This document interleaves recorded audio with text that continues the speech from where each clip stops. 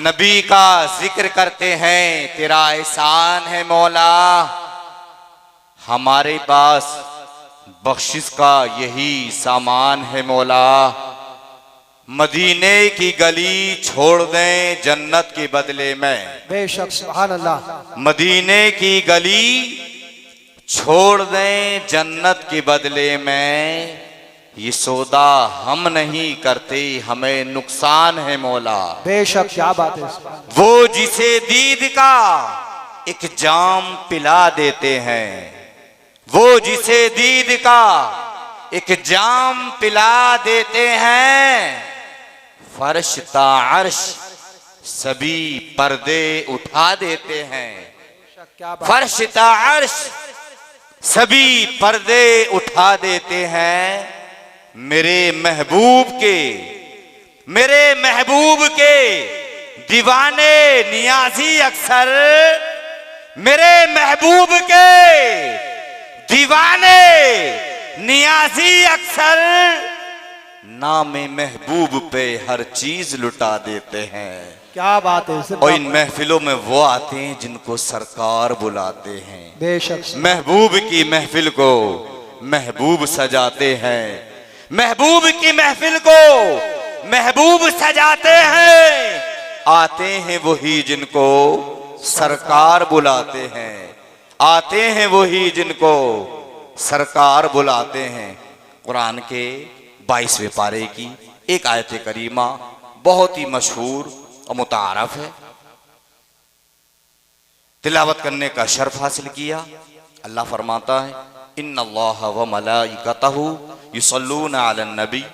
बेशक अल्लाह और उसके फरिश्ते नबी पर दुरूदो सलाम भेजते हैं। या अय्युहल्लज़ीना आमनू सल्लू अलैहि वसल्लिमू तस्लीमा। क्या ईमान वालो, तुम भी अपने गैबदा नबी पर खूब खूब दुरूदो सलाम भेजो। इस आयत करीमा में अल्लाह ने और उसके बाद फरिश्तों ने नबी पर दुरूदो सलाम पढ़ा, दुरूदो सलाम भेजा। फिर ईमान वालों को हुक्म दिया, क्या ईमान वालो, तुम भी अपने नबी पर, हम नबी का कलमा पढ़ते हैं, नबी से मोहब्बत करते हैं, नबी के गुलाम हैं, नबी के इश्क में डूब कर हम जब मुस्तफ़ा पर दुरूद पाक पढ़ने की आदत बनाएं तो इंशाअल्लाह हमारी जिंदगियों में इनकलाब पैदा हो जाएगा। इस वक्त मेरा जहन जो काम कर रहा है, तफसीर रूहुल बयान जिल्द नंबर 3 सफ़ा नंबर 147 पर साहिब रूहुल बयान ने एक वाक़ये को नकल फरमाया। एक खातून थी, उसका एक ही बेटा था, इंतकाल कर गया। 2-4 बेटे हैं, अगर एक बेटे का इंतकाल हो जाए तो इंसान को सब्र होता है, दिल को सुकून मिलता है। 4 बेटे अल्लाह ने दिए थे, एक का इंतकाल हो गया है, 3 बाकी हैं। लेकिन जिस औरत का, जिस मर्द का, जिस इंसान का सिर्फ एक ही बेटा हो, वह इंतकाल कर जाए, भला पूछिए उसके दिल पर कितने जख्म और कितने दर्द और कितनी परेशानियों का वो वक्त, वो लम्हात, वो सातें गुजरी होगी। ये खातून ख्वाब में देख रही है कि बच्चा अजाब कब्र में मुब्तला है, कब्र में अजाब हो रहा है। अजीज़ान मिल्लत, यह औरत हैरान और परेशान इस्तेजाम में पड़ गई है कि बेटा वो भी इंतकाल कर गया, अजाब कब्र में मुब्तला है। चंद अय्याम गुजरने के बाद, चंद दिन गुजरने के बाद ये खातून, ये औरत फिर ख्वाब में देख रही है कि बच्चा रहमत इलाही में मुस्तगरक है, डूबा हुआ है। जब इस औरत ने देखा कि चंद दिन पहले बच्चा अज़ाब कब्र में मुब्तला था और आज रहमतों की बारिश हो रही है, तो फिर ये औरत, ये खातून अपने बेटे से पूछती है, बेटा मुझे ये तो बता कि चंद दिन पहले तू अज़ाब कब्र में मुब्तला था और आज रहमतों की बारिश हो रही है। ये मामा मेरे समझ में नहीं आया, ये राज मेरे समझ से बाहर है। बेटा मुझे समझा आखिर वजह क्या है। तो वो बच्चा अपनी अम्मी जान को जो जवाब देता है वो सुनिए। वो बच्चा अर्ज करता है, अम्मी जान मर्रा रजुलुन बिल मकबरा फसल्ला अला नबी व आदा सवाबा लिल अमवात। अम्मी जान, एक मर्द का, एक रजुल का एक इंसान का हम लोगों के कब्रिस्तान से गुजर हुआ, और उस गुजरने वाले ने नबी आखिर जुमा पर दुरूद मुस्तफा पढ़ा, और दुरूद मुस्तफा पढ़ने का सवाब हम मुर्दों के हवाले कर गया। परवरदिगार आलम ने दुरूद मुस्तफा की बरकत से अज़ाबे कब्र को उठा लिया और रहमतों की बारिश फरमा दी। बेशक नारे तकबीर, नारे रिसालत, नारे गौसियत, मसलके आला हजरत उर्से मुकद्दस उलमाए। और सुनिए, एक किताब का नाम है दलाइल खैरात। ये किताब हर खानका में बतौर वजीफा की पढ़ी जाती है। क्या बात, हर मजार पर, हर खानका में बुजुर्गों का ये मामूल और दस्तूर है। इस किताब को पढ़ा जाता है, विर्द किया जाता है, वजीफा किया जाता है, तब कहीं जाकर अल्लाह का कुर्ब हासिल किया जाता है, फिर जाकर के अल्लाह का वली बना करता है, अल्लाह का दोस्त बना करता है। इस किताब के लिखने वाले राइटर सबब तालीफ पर गुफ्तगू कर रहे हैं। आखिर मैंने इस किताब को क्यों लिखा, इस किताब को लिखने का सबब क्या था, आखिर इस किताब को लिखने की हाजत क्यों पेश आई। बयान फरमाते हैं, रात की तारीकी में सो रहा था, बिस्तर इस्तिराहत पर था, अचानक आंख खुली, बिस्तर से उठा और फिर सोचा कि वुजू किया जाए, नमाज को पढ़ा जाए। अजीजा ने मिल्लत घर से बाहर निकले, कुएं के करीब गई, कुएं पर डोल और रस्सी को नहीं पाया, कुएं पर पानी निकालने का कोई जरिया नहीं पाया। ढूंढ रहे हैं, तलाश में हैं, जुस्तजू में हैं, कोई ऐसी शय, कोई ऐसी चीज मिल जाए जिसके जरिए कुएं का पानी निकाला जाए, वुजू करना है, नमाज पढ़ना है। ये बुजुर्ग कुएं पर पानी निकालने का जरिया ढूंढ रहे हैं, डोल और रस्सी की तलाश में है, बाल्टी की तलाश में है। इस कुएं के करीब ही एक मकान था। एक छोटी सी बच्ची, कम उम्र बच्ची, कम सिन बच्ची खिड़की खोलकर इस मंजर को मुलाजा कर रही है। ये बुजुर्ग कोई चीज तलाश कर रही है। ये बच्ची मकान का दरवाजा खोलती है, ये बच्ची बाहर आती है, आकर के पूछा आप क्या तलाश कर रही हैं? तो इस बुजुर्ग ने कहा था, बेटा पानी निकालने का जरिया ढूंढ रहा हूँ, पानी निकालना है, वुजू करना है, नमाज पढ़ना है। ये बच्ची कहती है, अच्छा आप ही की जात है जिनकी लोग इतनी तारीफ करते हैं, इतनी इबादत करने वाले हैं, इतनी रियाजत करने वाले हैं, इतनी तस्बीह और तहलील करने वाले हैं, इतनी इबादत और रियाजत करने वाले हैं, इतनी हम्दो सना बयान करने वाले हैं, इतनी अल्लाह अल्लाह करने वाले हैं। इस बुजुर्ग ने फरमाया, बेटा ये बात बाद में करनी है, पहले हमारी जरूरत को पूरा किया जाए। ये बच्ची बुजुर्ग के हाथ को पकड़ लेती है, इरशाद फरमाती है, इतने बड़े बुजुर्ग होकर कुएं से पानी निकालने पर कादिर नहीं है, डोलो रस्सी का जरिया ढूंढ रहे हैं, पानी निकालने के लिए आप जो है एक वसीला तलाश कर रहे हैं। आइए देखिए कुएं का पानी आपके लिए कैसे आता है। ये बुजुर्ग इस बच्ची के हाथ के जरिए कुएं के करीब होते हैं। ये बच्ची अपने लबों को जुम्बिश देती है, ये बच्ची दुरूद मुस्तफा पढ़ती है, और दुरूद मुस्तफा पढ़ने के बाद ये बच्ची कुएं में थूक देती है। बच्ची का कुएं में थूक ना हुआ, कुएं का पानी उबर कर बाहर आने लगा। ये बच्ची कहती, बाबा जान पानी आपके लिए आ रहा है, आप वुजू कीजिए, नमाज पढ़िए। अब तक का हाल ये था, ये बच्चे बुजुर्ग के हाथ को पकड़े हुए थे, लेकिन अब ये बुजुर्ग बच्ची के हाथ को पकड़ लेते हैं, इरशाद फरमाते हैं, बेटा इसमें राज क्या है, इसमें असरार और रुमूस क्या है, इसमें हिकमत है क्या है, इसमें बात क्या है कि तूने कुएं में थूक दिया और थूकने के सबब कुएं का पानी उभर करके बाहर आ गया। ये बच्ची कहती, बाबा जान मेरे पास कुछ नहीं है, मैं दुरूद मुस्तफा पढ़कर कुएं में थूक देते हो, तो अल्लाह तबारक व तआला ने दुरूद मुस्तफा की बरकत से जुबान में ये तासीर और असर पैदा फरमा दिया है। मैं दुरूद मुस्तफा पढ़कर कुएं में थूक देती हो, तो दुरूद मुस्तफा की बरकत से कुएं का पानी उभर करके बाहर आ जाता है। सुभान अल्लाह। नारे तकबीर, नारे रिसालत, नारे गौसियत, बस लगे आला हजरत उर्से मुकद्दस उलमाए सुन्नत। अंदाजा लगाएं, एक छोटी सी बच्ची दुरूद मुस्तफा पढ़कर जब कुएं में थूक देती है तो दुरूद मुस्तफा पढ़ने की वजह से, दुरूद मुस्तफा की बरकत से अल्लाह इस बच्ची की जुबान में ये तासीर और असर पैदा फरमा देता है कि कुएं का पानी उबर करके बाहर आने लगता है। तो फिर हम और आपकी जिम्मेदारी बनती है अपने बच्चों को, अपनी बेटियों को, अपनी भतीजियों को, अपनी भांजियों को, अपनी पोतियों को, अपने घर में रहने वाले एक एक बच्ची को दुरूद मुस्तफा पढ़ने का जो है एक मामूल और एक वजीफा बताएं और एक वक्त मुतय्यन कर लें कि रात को सोने से पहले दुरूद मुस्तफा पढ़ना है। उठेंगे तो दुरूद मुस्तफा पढ़ेंगे, चलेंगे तो दुरूद मुस्तफा पढ़ेंगे। दुरूद मुस्तफा पढ़ने के हम और आप सब आदी हो गए तो जिस तरह से उसकी जुबान में तासीर और असर अल्लाह ने पैदा फरमा दिया था, हम और आपकी जुबान में भी वो असर और तासीर पैदा हो जाएगी। बेशक सुभान अल्लाह जिंदाबाद।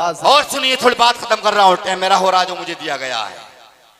नाज़िम भाई ने कहा था कि साहब 1 घंटे की तकरीब 20 मिनट में बयान कर दो, 20 मिनट की चाहे तो 1 घंटे में फैला दो। तो इतने नादान तो नहीं, जो टाइम दिया गया उसका ख्याल रखेंगे, समझे। दुनिया के सबसे पहले इंसान जिसको हजरत आदम कहा जाता है, जन्नत में कयाम पसीर है, जन्नत में ठहरे हुए, तबीयत नहीं लग रही है। तबीयत को खुश करने के लिए हजरत हव्वा की तख्लीक हुई, बाई पसली से हजरत हव्वा को पैदा किया गया।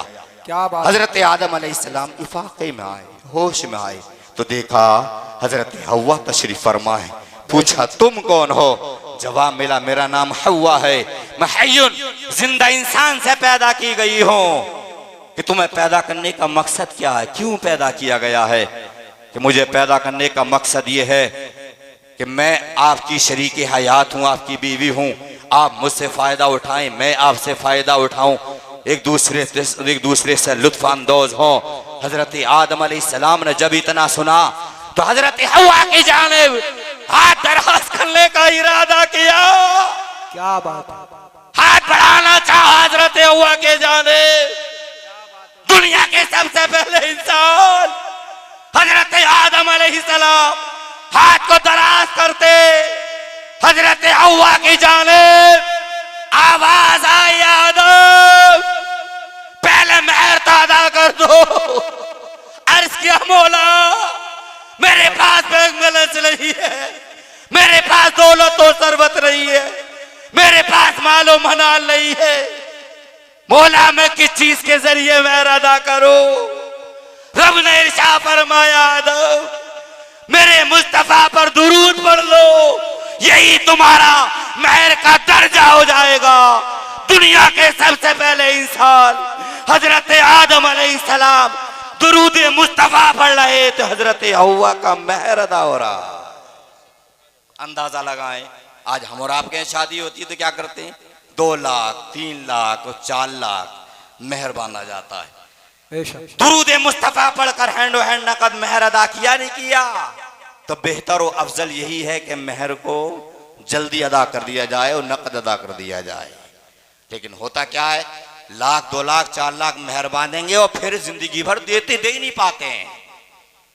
अजीजान मिल्लत, हजरत आदम अलैहिस्सलाम जन्नत में क़याम पजीर हैं, जन्नत में ठहरे हुए हैं, लेकिन खता इज्तिहादी के सबब, हुक्म उदूली के सबब जन्नती लिबास उतार दिया गया, बरहना हो गए, नंगे हो गए।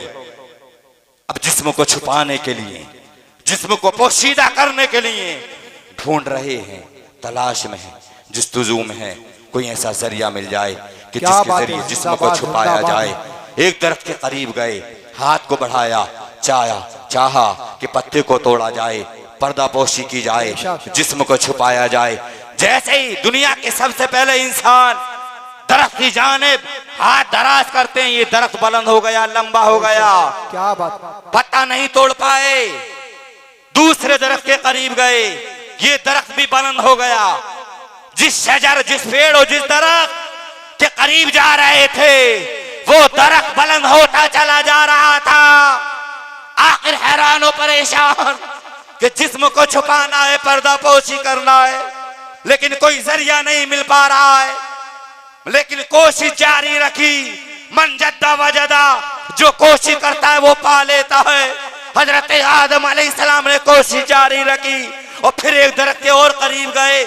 जैसे ही दरख्त के करीब गए, ये दरख्त नीचे की जानिब झुका। हजरत आदम अलैहिस्सलाम ने हाथ को बढ़ाया, पत्ते को पा लिया। जैसे ही पत्ते को पाया, पर्दापोशी कर लिया, जिस्म को छुपा लिया। तमाम दरख्तों ने रब की बारगाह में शिकवा किया। परवरदिगार आलम हुक्म उदूली के सबब, खता इस्तिहादी के सबब हजरत आदम अलैहिस्सलाम का जन्नती लिबास उतार दिया गया था। लेकिन मौला तमाम दरख्तों ने आदम को पत्ता नहीं दिया है, लेकिन एक दरख्त ऐसा है कि उसने आदम को पत्ता दे दिया है।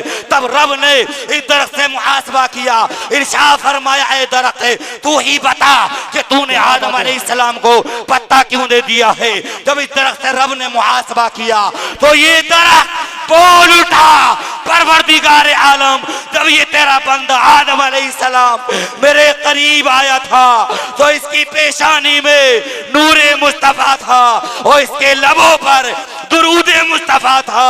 मैं ताज़ीमे नबी में झुक गया और हजरत आदम अलैहिस्सलाम को पत्ता दे दिया। बेशक सुभान अल्लाह, सुभान अल्लाह, जिंदाबाद जिंदाबाद। इसलिए कोशिश करें कि दुरूदे मुस्तफा पढ़े और हर वो काम जिसकी इब्तिदा और आखिर में दुरूदे मुस्तफा ना पढ़ा जाए वो काम मुकम्मल नहीं हो पाता है। इश्क करें, मुस्तफ़ा से करें, प्यार करें तो मुस्तफ़ा से करें, मुस्तफ़ा के कौल व फ़ेल पर अमल करें, मुस्तफ़ा की सुन्नतों को अपनाएं।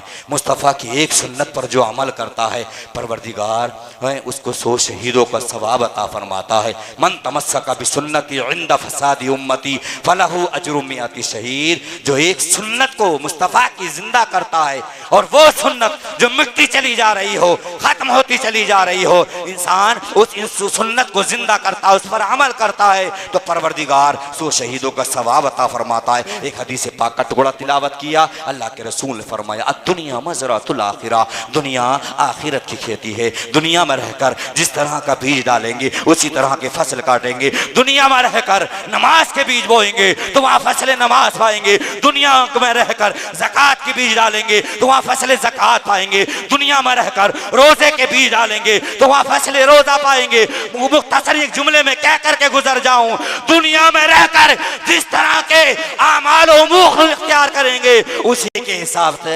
परवरदिगार आलम अजरो सवाब अता फरमाएगा। अस्तगफिरुल्लाह रब्बी मिन कुल्ली ज़ंबि व अतूबु इलैहि व मा अलैना इल्ला बलागुल मुबीन। अस्सलामु अलैकुम व रहमतुल्लाहि तआला व बरकातुहू।